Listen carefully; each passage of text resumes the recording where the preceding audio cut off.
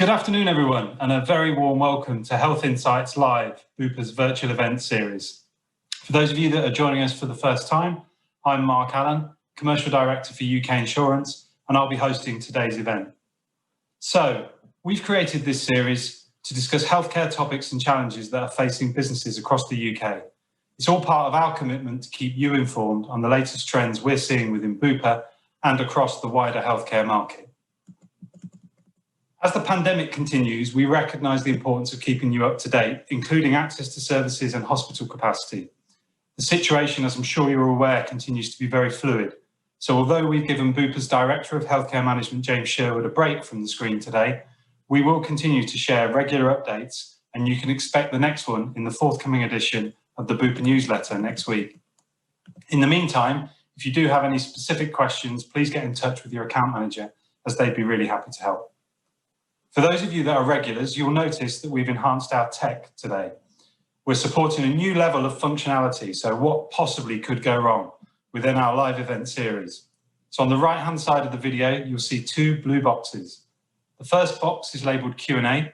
This is where you can submit your questions at any point during the event, and we'll answer as many as we can later in the session. The second box is labelled Polls. These will go live throughout the event, and I'll invite you at the appropriate time to take part. So moving on to today, where we're going to be discussing a huge topic that will affect all of us and undoubtedly one that will continue to unfold as we move through wave 2. That's the impact that the pandemic has had on employee mental health, with many referring to a tsunami of mental health problems on the horizon. At Bupa, we've absolutely seen an increase in customer mental health cases, although we believe that we're yet to see the true scale of the surge heading our way. Now, earlier this month, Business in the Community, in partnership with Bupa, launched the Mental Health at Work study. The study, which has charted the changing attitudes towards mental health for the past 5 years, is a temperature check of employees' well-being and how they are really dealing with seismic changes to their working life. We think the report findings are incredibly insightful, so I'd urge you all to lean into the content today and consider how you all might take it back to your organisations to apply it. So what's coming up? Well, for today's event, I'll start by sharing a quick snapshot of the report findings. Our panel of experts will then discuss how businesses can promote and prioritise positive mental health in the face of the ongoing challenge. So in terms of our panel for today, I'm delighted to be joined by Louise Aston, Wellbeing Director at Business in the Community. Louise is an award-winning workplace health and wellbeing campaigner. At BITC, Louise has campaigned to establish employee mental health as a strategic boardroom issue, on a par with physical health and safety, and with a specific focus on diversity. We're also joined by Chloe Arbuckle, Health and Wellness Manager International for Warner Media. Chloe has worked in employee and wellbeing across a variety of organisations, including Sainsbury's and the FA, and now leads the health and wellness strategy internationally for Warner Media, so is considered a real subject matter expert in this field. And finally, Aaron Theogarajan, Medical Director for Bupa Health Clinics, and Aaron joins us to share his clinical expertise on mental health and the insights we're seeing across Bupa. So before we welcome the panel in, let's take a look at the report findings, which surveyed over 3,500 UK workers during the summer. So what we've seen is that poor mental health is on the increase, with work and COVID being contributory factors. 41% of employees say they have experienced poor mental health, where work was a contributory factor. That's up from 39% in 2019. 54% of employees have cited poor mental health due to causes outside of work, again up from 51% in 2019, with a third listing COVID-19 as a cause of their symptoms. Pressure was identified as the most common cause of work-induced mental health issues this year, 51%, with more women listing this as a key factor. Pressure may be interpreted by employees as having too many priorities or overstretching targets, while another 35% of employees put symptoms down to workload, long hours, and not taking enough leave. But in the wake of a challenging year for mental health, there are some positive signs, which is great. This year, 63% of employees feel their organisation supports their mental health, which is a really encouraging increase from 55% last year. And workplaces, whether virtual or physical, have taken huge strides in providing valuable support for employees when it comes to mental health. 56% of employees now feel comfortable to talk about mental health at work. 3/4 of employees report that their colleagues are considerate of their mental well-being, and 69% believe the same of their managers. And it's really positive to see that 63% of employees who told their employee about a mental health concern had a really positive outcome. Concerningly though, 3 in 10 employees affected by poor mental health admit to telling nobody about it. That's up from 27% in 2019. And this trend is higher in men. So although people are more comfortable speaking about mental health at work, those who are experiencing it may not be necessarily reaching out for support.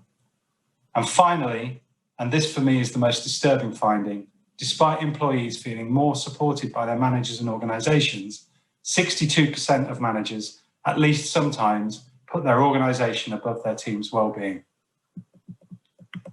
So whilst there continues to be progress made, it's clearer than ever that more needs to be done to manage our way through the ongoing crisis and to build back responsibly. So without further ado, let's do 2 things. Firstly, let's bring our panel in. And also, fingers crossed, let's give our new technology a try with our first poll, which you should now be able to see on your screen.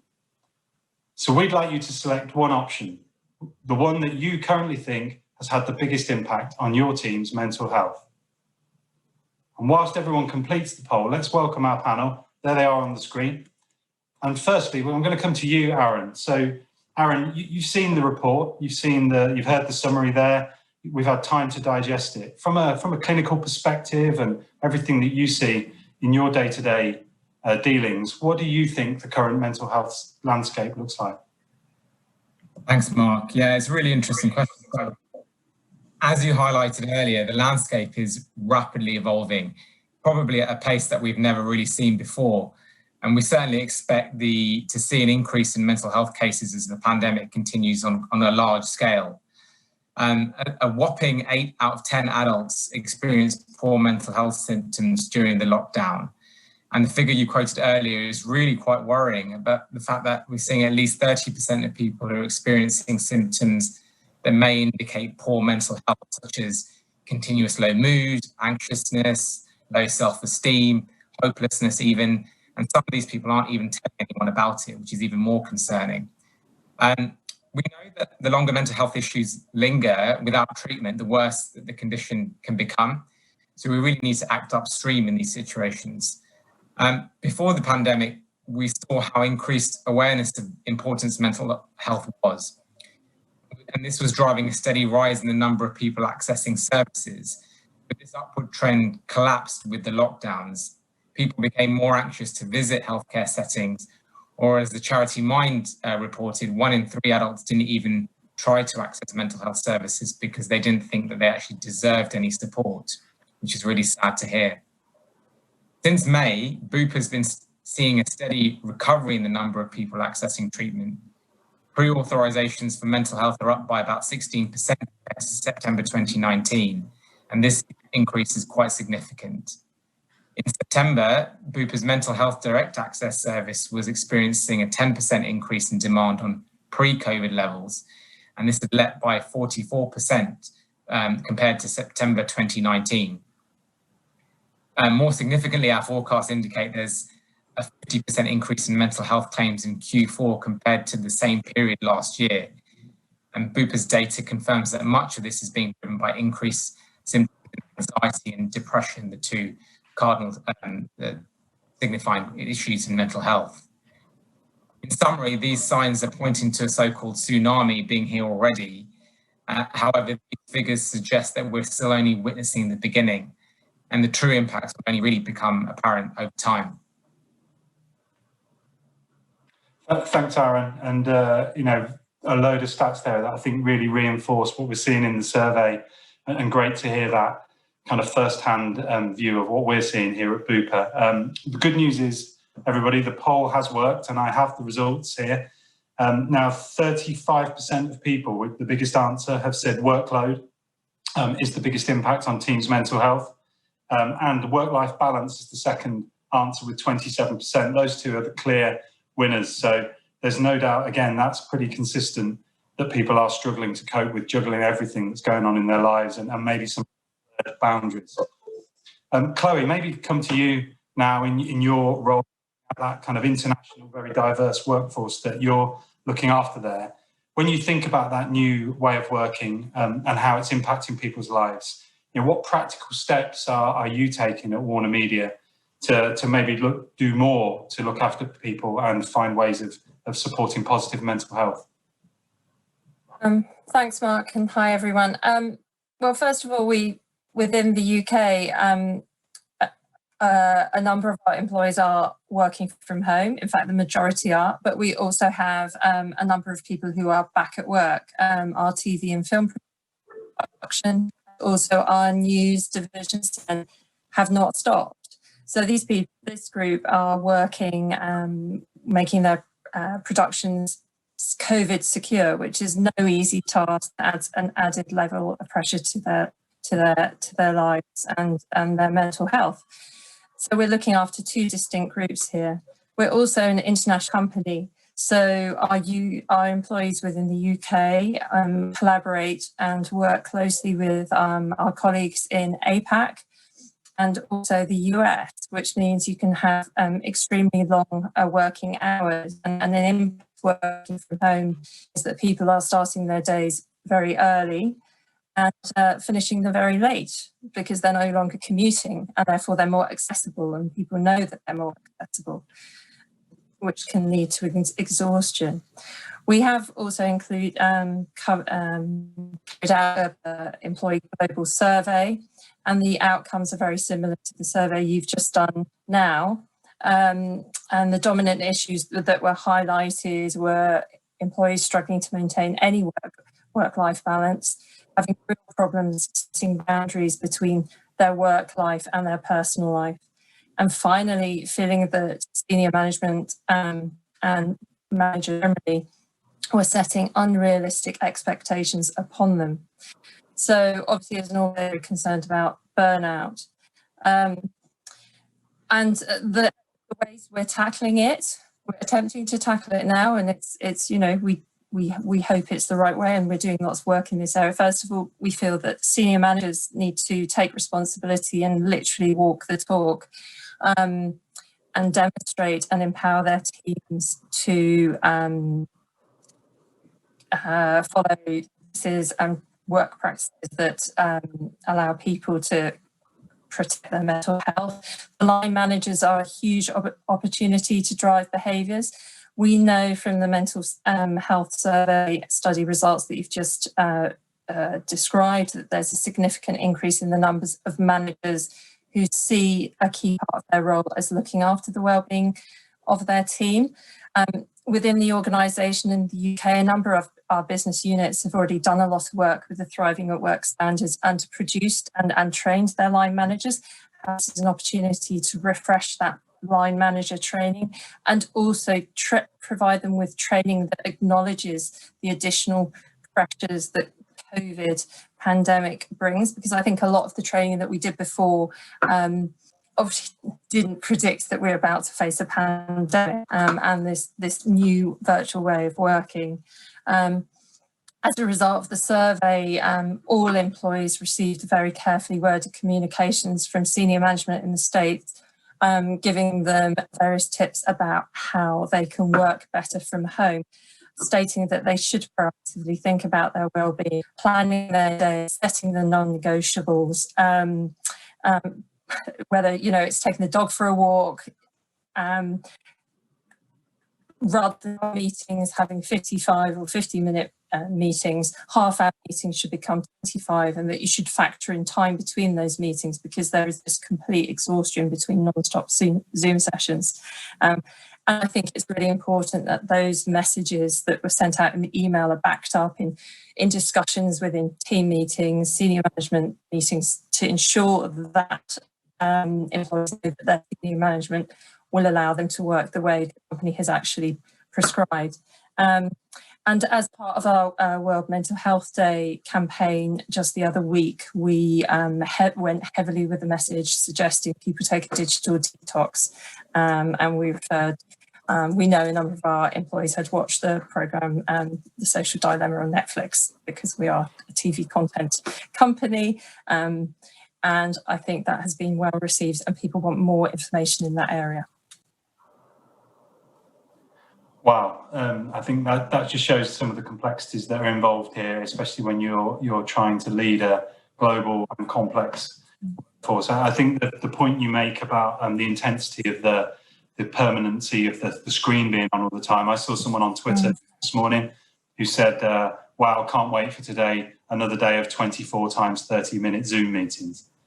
And when you actually stand back and think about that, and the fact you haven't moved, or you've just been staring at the screen, and the repetitiveness, you can understand why some people are starting to find this less fun and less novelty than maybe it was to start off with. So, Louise, you have the privilege of being able to look across a wide range of organisations. What's your view in terms of how we can avoid employee burnout, but also how we can maybe use these new ways of working to perhaps enhance mental health and provide some benefit? Yeah, thanks, Mark, and totally agree with everything you said, Chloe. Out of most crises, there also are opportunities. And although we've all experienced a very challenging time in the last 7 months, we have seen well-being absolutely come to the fore, along with the environment, and seen the elevation of mental health on parity with physical health. And, from the survey findings, it just goes to show that actually in a kind of crisis employers really can fast track and improve mental health, looking at the comparison between 2019 trend stats compared with 2020. So obviously, to do with prevention and avoiding burnout, I am very concerned that as we enter the second wave of COVID, and particularly we're all exhausted from the last 7 months, but at least we had nice weather. But now we've got kind of long, dark, cold days. I think in terms of employers continuing to step up is going to be really, really challenging, because I think it's going to be very tough out there, job insecurity, people with caring responsibilities. And all of this really starts with really strong leadership, authentic leadership, that basically leaders who really do walk the talk, aren't sending emails at midnight, are checking in with their people. So I do think leadership is incredibly important, but also in terms of prevention is actually listening to the voices, very diverse voices of your people. We know that one size doesn't fit all, and a tailored, very personalised approach is the most effective. So in terms of actually listening, actively listening to your people through things like pulse surveys is really, really important. When we think about well-being and mental health, we need to think about that whole person approach. So obviously we know that physical, mental, financial and social health and well-being are inextricably linked and go hand in hand. So really think about that whole person approach in terms of the different needs, and particularly, we're going to have people working in all sorts of ways. There'll be frontline workers, there'll also be hybrid workers. Some people will be working some of the time from home, some not. So we really actually need to be mindful of that. We also need to be incredibly careful not to create a two-tier kind of system between those people who are working from home and those people who can't. And then finally, in terms of really encouraging every organisation that's listening to this show is to sign up to the mental health at work commitment.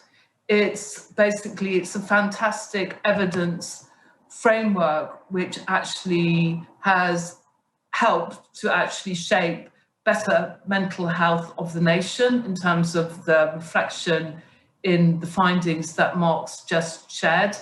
And in terms of that commitment and seeing that sort of sharp rise in better mental health, is let's build on this. So this isn't just a kind of once in a lifetime improvement. We can continue to improve mental health at work.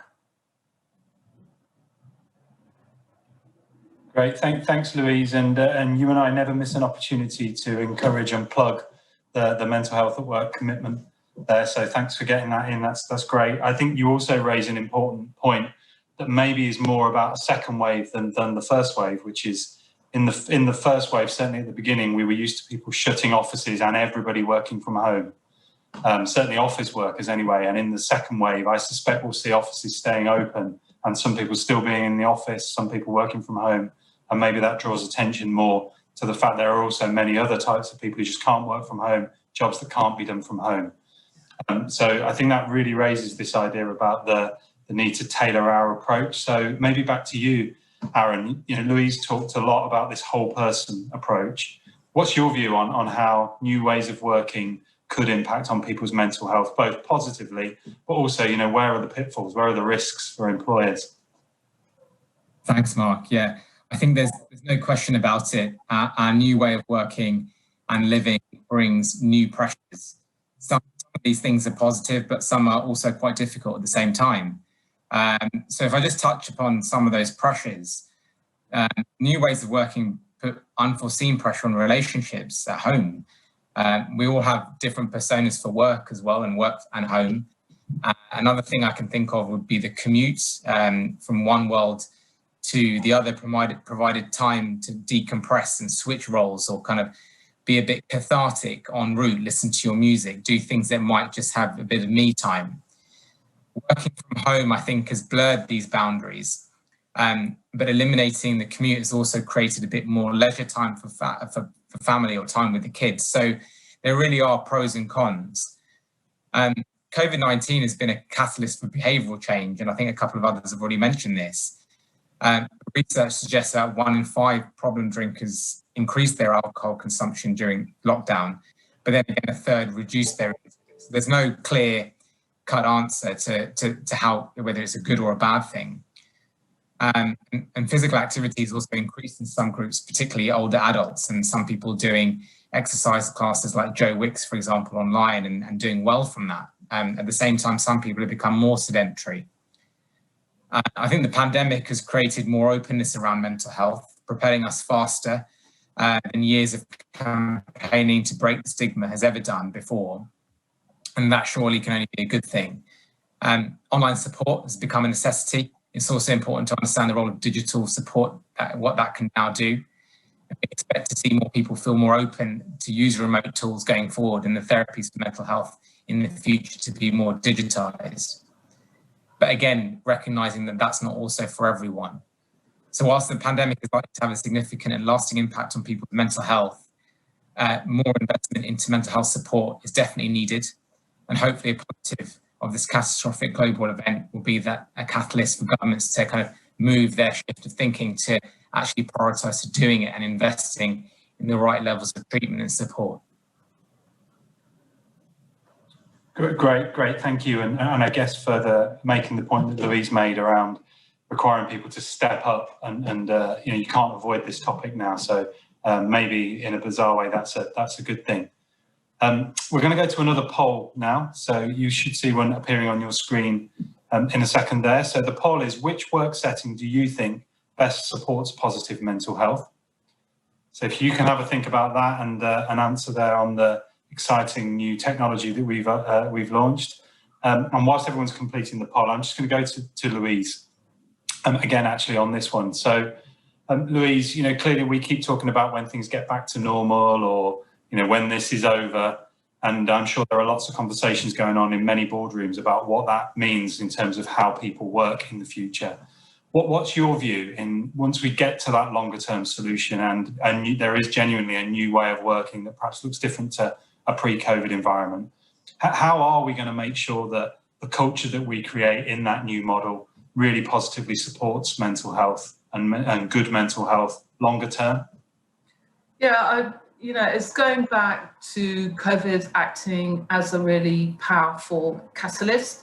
We know from the YouGov survey, this is the 5th year that we've conducted it, and the Mental Health at Work survey, is that work has often been the cause of poor mental health.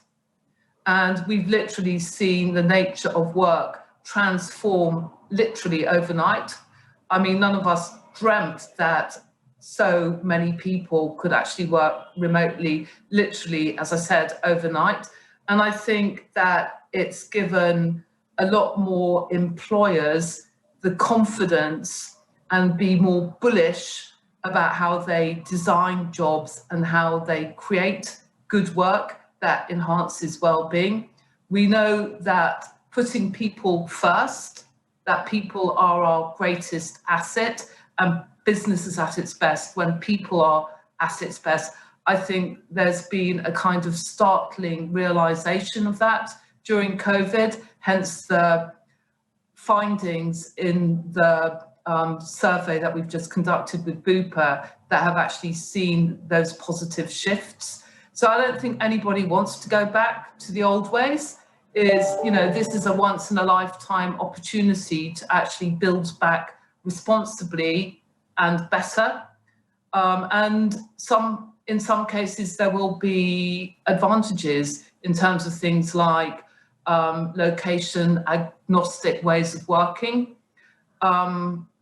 Yes, so maybe I really don't think we'll ever go back to how we were working before. And the other thing that I'm delighted about is that finally there's a new international standard in progress on psychological health and safety. And it's about time that psychological health and safety was positioned on a parity with physical health and safety. So, we should all feel able to be psychologically safe at work in the way that we can expect to be physically safe at work as well.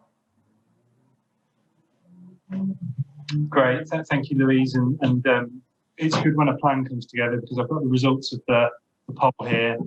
The leader by a clear distance, 90% of people believe that the model that's best for people's positive mental health in the future is a hybrid of working from home and office-based or work site-based working, which I think hopefully means that we'll be able to enable people in the future to get that right blend that works for them and supports that balance that people are clearly looking for.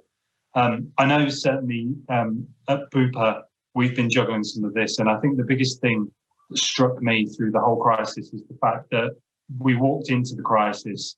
If you believed you were a good leader, you kind of did things, you did them naturally, you didn't really have to think about them. You could get your people together, you could have a chat with them, you could answer queries, or you could take problems away.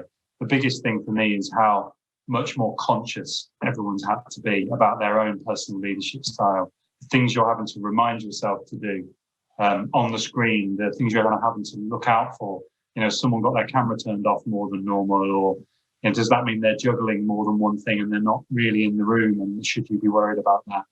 All of those things that I think really have raised the stakes in terms of how we lead, and that idea of psychological safety, I think, is incredibly important and a big opportunity for us longer term. Chloe, just building on that really. So international business, very, very complex group of employees. What are the things that you consider when you think about creating that environment where there's compassion and people's psychological safety is taken care of? Well, it presents a challenge not just because of the diversity of what we do within the UK, because we have computer gaming companies, we have the Harry Potter tour, we have TV, and we have a lot of people who are office-based. And then you start looking at the cultural differences, and we have a large employee population in Asia Pacific, and obviously mental health is treated very differently there, and we are trying to break down some barriers and working with one of the business units out there to do some awareness raising. And we're having to, obviously, not being from that part of the world myself, work very closely with the HR business partners there and the engaged senior leadership. So we can make suggestion, but we have to be led by them, by what is culturally appropriate. One size does not fit all. And just because we have lawyers and accountants in one business, we also have highly creative individuals and younger people in another. And that's a group particularly that have struggled with working from home. If you're having to be creative, but work in a socially isolated way, this is leading to problems. And we're looking for solutions there. And an example we had recently, we have fantastic benefits in Warner, and this has been an opportunity of a pandemic to communicate our benefits and how people can access them and what these benefits can actually produce in terms of a return for the employees. However, we found with our gaming companies, they just did not understand the EAP. We actually got feedback. Our gaming companies are predominantly male, predominantly under 35.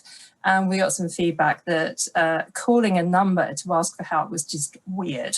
And there was no way as an organisation that they thought they could sell that as an idea. But they're also a highly creative group. So it actually presented an opportunity to work closely with their HR team and their senior leader to say, okay, well, what can we do? And the solution was so simple. They already have a weekly cup of tea catch up, a really human connection weekly event hosted by a member of staff who is also a trained actor. He's almost like their in-house James Corden. And we were able to design a session really approaching it from looking at the lives that their employees may be living and the challenges they may have faced themselves, their partners since March, and looked at the whole person approach really, and then designed the scenarios and then brought the EAP to discuss how they would come in and support the individuals. And it was done through an interview, James Corden type interview, and it got really good take up, and we're now looking at doing a similar approach with other parts of the business. No PowerPoint presentation, no PowerPoint was needed. It was just carefully explaining and really getting into their shoes and thinking about what challenges their lives might be presenting them with at that time. The points you make about kind and compassionate leadership, this is something I really want to do some work with over the next few months. Our learning and development teams have already designed a course called Leading with Empathy, which will form part of it. So I will be collaborating closely with our learning and development teams, our also diversity, inclusivity. And I think, we also have to focus, are we really in the business as usual stage just yet? I don't believe we are. And we need to sort of tackle, what is essential and priority work, and make sure that senior leaders remember kind and compassionate. I think that's it. Brilliant. Thank you, Chloe. And I think you really bring alive that point around the fact that there is no one homogenous group of employees that you can just put a solution in place and it works. Some things will work for some groups, some things won't. And also some groups might be more susceptible to poor mental health than others. And Aaron, from a medical, clinical perspective, I just wonder if you've got a view of as this crisis continues and maybe that poor mental health increase we're expecting happens, do you think there are certain groups that may be more susceptible, and what can we do there? Yeah, I think it's a good point. I think the profile of people seeking help is quite fluid at the moment. but you could probably break it down into 3 core groups. So firstly, suppressed demand. Secondly, COVID exacerbated issues. And then thirdly, COVID-driven referrals for first-time users. So if I just break those down again into a bit more detail. So suppressed demand is as a result of people delaying treatment or wanting to wait for face-to-face sessions rather than confiding others about their mental health. 43% of adults have felt under a pressure to grin and bear it during lockdown. The second group, COVID exacerbated issues, which includes people with physical conditions such as musculoskeletal issues, for example, that have gotten worse due to people working remotely. And then thirdly, COVID-driven referrals for first-time users. So often people living alone who are struggling with the isolation of lockdown or anxiety around their health or financial situation. I think there was a stat from Mine that said something along the lines of 1 in 5 adults with no previous history of challenges now report having poor or very poor mental health. The last group in particular will include people not previously considered high risk, whilst those who've had issues in the past may actually cope quite well because they're alert to the early signs of depression or anxiety and have probably established coping strategies or have support in place. I think we also know that stress can exacerbate pain and some physical conditions as well, while anxiety and mood can produce physical symptoms such as pain itself. This all kind of underscores the importance of avoiding assumptions about who might be accessing care and being alert to who might need support in the future. Brilliant. Thank you, Aaron. And maybe just before we go out to some of the questions that have been coming in from the audience, Louise, Aaron has described the fact that large groups of our workforce are susceptible to mental health problems, and there seems to be a wide range of issues that could trigger that, maybe compared to pre-COVID. Is there anything that you've seen that employers can do to prepare for that wide range of issues and maybe be better set up for that? Yeah, well, I think it's positive that actually, again, from the survey, we've seen that the percentage of people who feel able to talk about mental health at work is really, really positive. You can't manage what you can't talk about, but at least if people are more willing to talk about it, then that's a positive sign. I'm extremely worried about the next 6 to 12 months, in terms of the toll of the pandemic is going to take on us. Obviously we've seen tens of thousands of direct deaths from COVID, but there's the indirect deaths as well, which are certainly, I believe, going to take their toll, particularly while we're still practicing social distancing. So in terms of what would already be a traumatic life event of someone close to you dying, you can't even be, in a lot of cases, with them, or maybe just at the end, and all the kind of virtual mourning and not having a kind of conventional funeral. So I'm really worried about that, and I'm worried that actually the increase in post-traumatic stress disorder, I know that could take 6 months for a lot of people to actually manifest itself. And I think employers need to be able to accurately identify what the symptoms of trauma are and actually signpost people appropriately.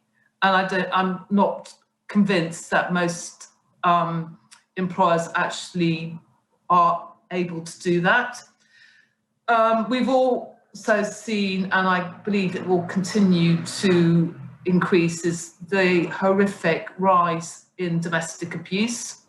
Obviously that spiked during lockdown, where many people were forced to be locked up with their perpetrator, but with more people continuing to work remotely from home, I think we're going to see more of the same.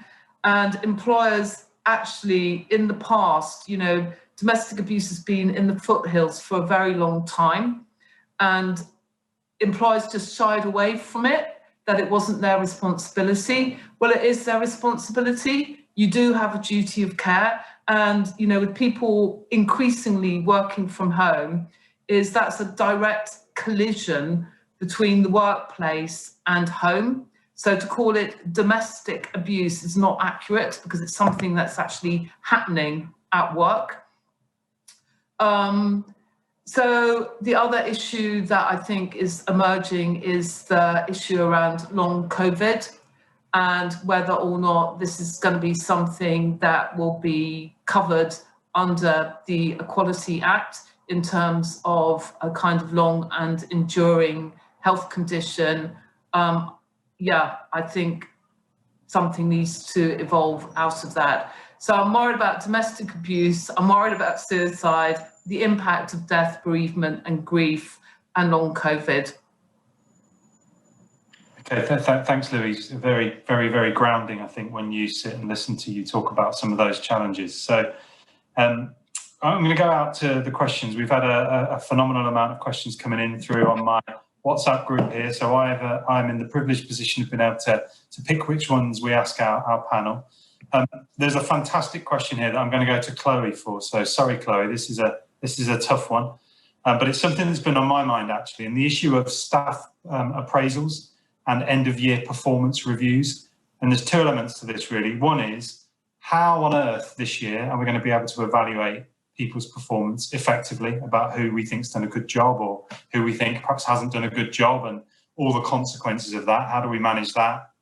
And also, how do we see the kind of annual performance appraisal as an opportunity to maybe take a bit of a stock check on how people are doing and how we can build in health and wellbeing into that performance appraisal?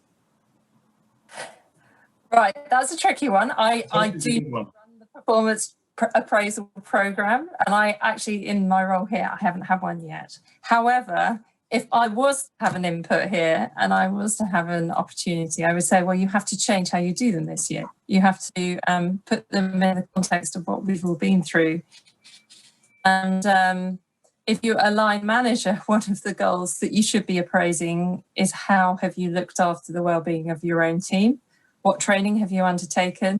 You know, is there 360-degree feedback there to ensure that you are leading by example of whatever the company's goals are? That should definitely be a factor.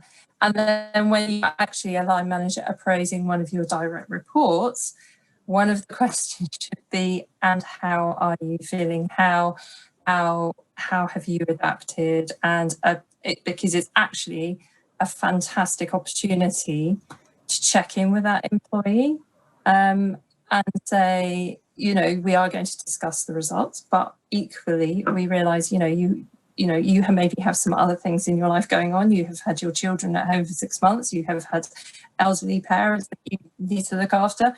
And I realise it's been challenging. So I would say, yeah, you have to bring in the wellbeing piece into it if they are going to be meaningful. And the employee at the receiving end is actually going to think it's a valuable experience for them at all. Great, thank you. Aaron, let me come to you next. So we've talked a little bit about this already, but remote contact, you're not seeing people day in, day out. You know, it's very difficult sometimes as a leader for all the things we want leaders to be, to actually be able to pick up on the fact that someone is struggling, whether it's just because there's only telephone contact or it is on video screen. You know, is there any tips you can give people about things as leaders that we can be looking out for to try and spot the person who maybe isn't overtly telling you they've got a problem, but you can sense something's not quite right? Yeah, I think with mental ill health and well-being, I think it can take a lot of different guises. So this can be in the format of subtlety and changes in voice, in intonation, whether that be on the phone on a regular basis or via video, or body language changes, not maintaining good eye contact, perhaps even looking a little bit worse for wear, signs of lack of sleep or bad sleep hygiene. There's those things which a line manager might be able to realise by looking at or speaking to someone. Again, being careful not to maybe pry at the same time, because it could just be one of those days. But then there's other things that I think were mentioned before, again, in terms of work behaviour patterns. So is someone sending emails really late at night? Are they unavailable when they should be available? Are they more withdrawn? Are they turning their camera off in meetings regularly and not being able to speak to anyone, or not touching base with other team members and things like that? So in a workspace environment, it can take lots of different forms. I think it's important that your peers or colleagues and also your seniors kind of realise that that might change with time, and to have those regular touching bases that Chloe has already mentioned. So that's really important. But clinically, I think being careful not to be their doctors, but also to be their support mechanism and refer them to the right places at the right time if they raise any queries. Great, thank you.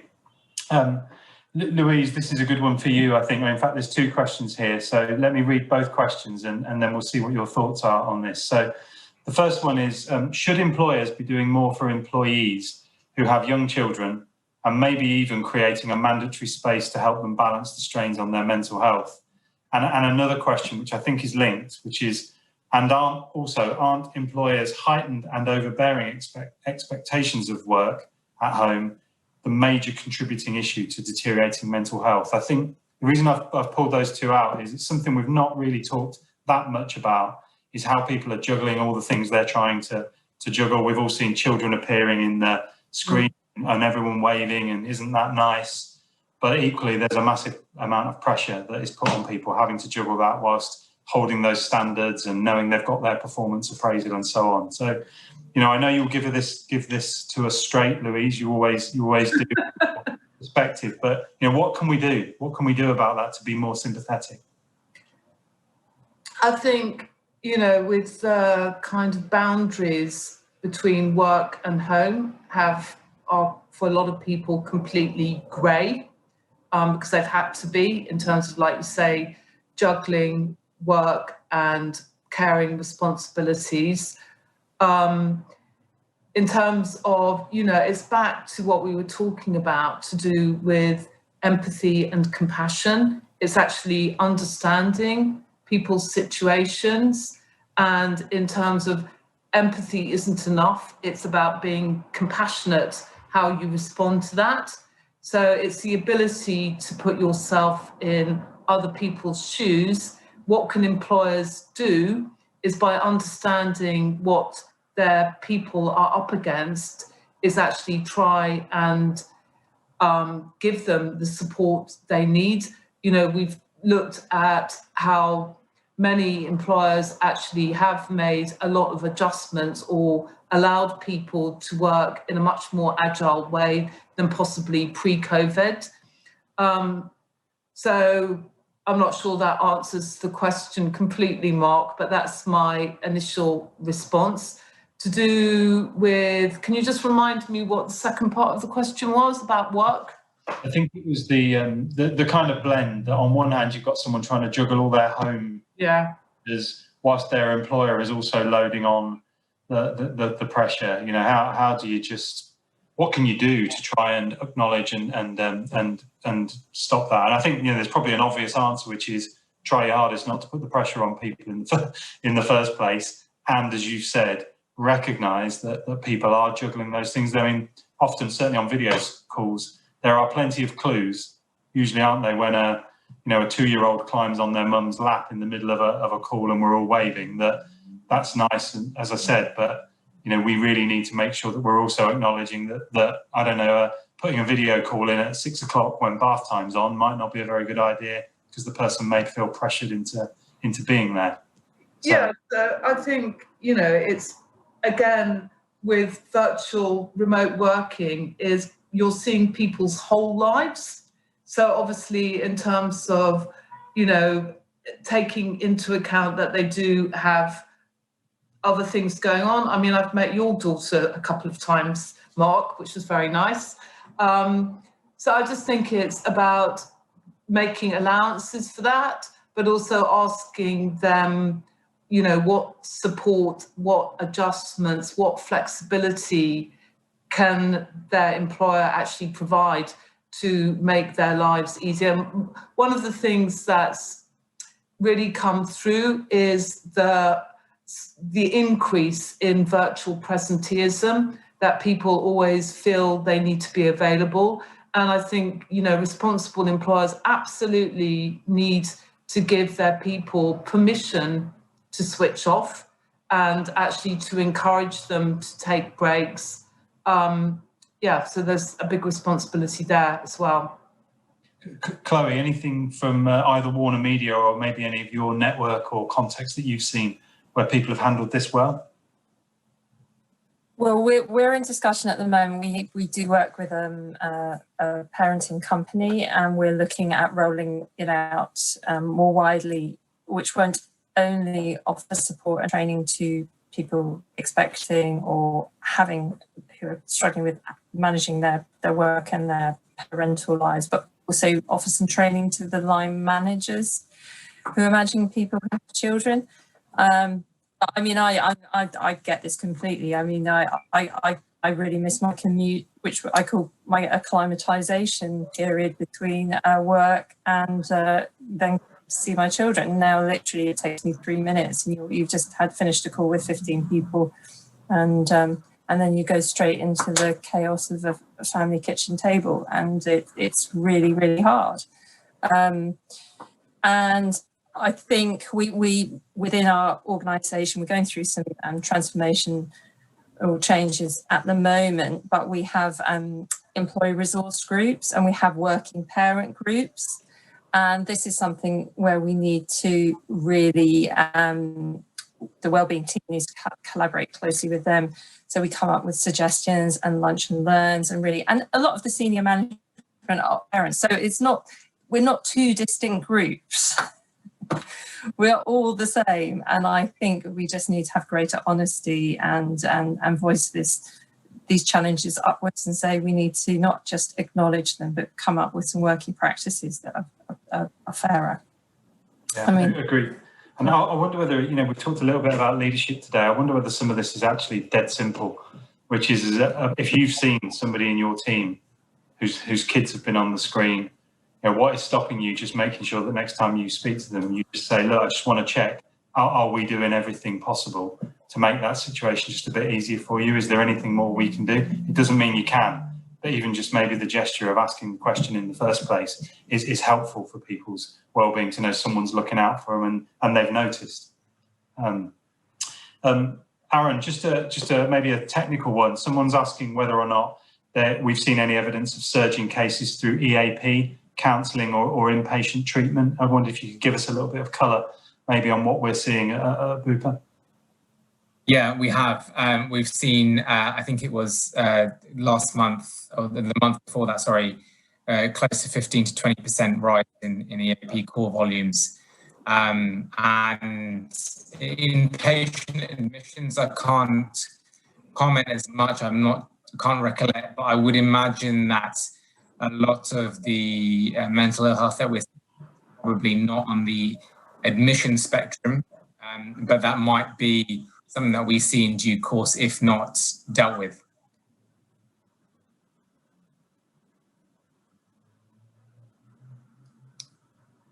Yeah. Brilliant. Thank you, Aaron. I think you'd finished. I think we might have had our first technology hitch there. I wasn't sure whether you disappeared from the screen or not. That's great and really helpful, I think. I'm going to ask just one more question, I think, before we wrap up. And I think this is a good one as well, where someone's saying, encouraging all these breaks is great, and encouraging not being too challenging on people and making sure we take care of people and not having people work too long hours. But at the end of the day, we're in an economic crisis as well here. And as employers, we really need our people to be performing. How on earth do we juggle that kind of combination? Maybe all three of you, is there any final comments you've got about how we're going to make that transition? Because the pressure of keeping businesses afloat is not going to go away. So how can we make sure that we find a way of maybe bringing those two goals together? So maybe Louise, I'll go to you first, just from your perspective. Yeah. putting people first, people are our greatest assets. Business is at its best when people are at its best. In terms of what we've seen from the survey findings, that, in a crisis and, businesses really, the pennies finally dropped, that actually if they want to get productivity out of their people, they have to look after their physical and their mental health. So I think in terms of people first and kind of commercial success, the two absolutely go hand in hand. And I also think that we should also take a leaf out of Jacinda Ardern's book in terms of setting a kind of benchmark in a new style of leadership that really is based on empathy and compassion. Great, thank you, Louise. Aaron, Chloe, anything you want to add? Yeah. I don't know the statistic off the top of my head, but I think if you were to look at the number of hours that people have worked since lockdown in March, people have worked longer hours, more intense hours. So you cannot say that people have not, your employees are not, have used the pandemic as, they've almost worked excessively. And had the pandemic not happened, we would still be in our offices, we would still have some demarcation. I think the employees have done a lot to support their organisations and they deserve the support back. And the one thing we do want to avoid is burnout, because if just you have one employee with burnout and 3 weeks of absence, the impact not only on that employee, but the rest of the team is going to be a lot more costly. Great. Aaron, anything to add before we just wrap up and let people go on with their day? Yeah, no, I totally agree with everything that's just been said, in particular about teams understanding each other, the differences that they might have, but also the issue about working harder over the last few months and what that might do people's mental state going forward if that is expected at the same level. So just kind of some compassion, empathy and understanding is the three things that I would take away from that. Brilliant. Well, look, we're going to have to draw it to a close. I think we could have carried on. There were certainly plenty more questions that were coming through. So as ever, we will find ways of getting back to people with answers to those. So thank you to our panel for joining us today. Really enjoyed talking about this really important topic with you. And thank you to everyone who's joined us. We've had 500 people today join us. I'm hoping it's partly because you'd heard that we've been voted the best webinar podcast through the crisis. So I hope we've lived up to your expectations today. I think my reflections on the session today is at times it's felt like quite a dark session and some really quite difficult topics we're dealing with and everything feels a little bit bleak. But what I've loved about all three of our panellists is I think they've really also presented the opportunity and the responsibility that sits on us. I loved Louise talking about the need for us to step up. And I think that's a great mantra to take away from the session today. As leaders, as employers, we do need to step up and manage our way through this. And I think, as we heard in that last question, it's not just because it's a nice thing to do, it's because it's a smart thing to do for our businesses. And I think a couple of other things I heard today was, at the end of the day, a lot of this comes back down to leadership. Line managers, senior managers, role modelling, leading with sincerity, leading with compassion. And I think most of all, recognising that there isn't a one-size-fits-all answer to this. People are dealing with different things and they need different things. So it's going to require all of us to keep our own energies up and keep doing the best job we possibly can. So thank you so much for joining, and we'll look forward to seeing you again in a couple of weeks at our next Health Insights Live. Thanks very much.